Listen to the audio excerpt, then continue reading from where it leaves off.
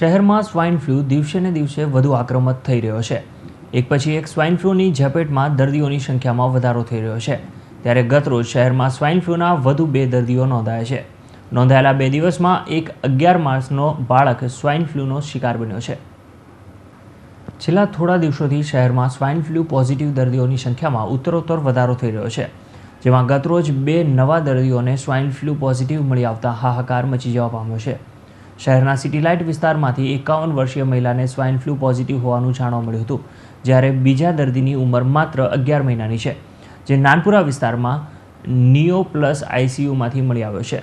સુરતમાં ગત 1 જાન્યુઆરી 2015થી અત્યાર સુધીમાં કુલ 25 જેટલા સ્વાઇન ફ્લૂ પોઝિટિવ કેસ નોંધાયા છે, જેમાંથી 20 સુરત શહેરના છે, જ્યારે 3 દર્દીઓ ભરૂચના અને 1 વડોદરાનો દર્દી છે।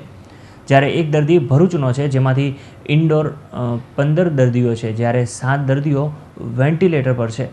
સ્વાઇન ફ્લૂ ધરાવતા પોઝિટિવ દર્દીઓની સંખ્યા વધીને 25ની થઈ ગઈ છે, જ્યારે સ્વાઇન ફ્લૂના કારણે 5 વ્યક્તિઓ મોતને ભેટી ગયા છે, જેથી શહેરીજનોમાં ભારે ગભરાટનો માહોલ ફેલાયો છે।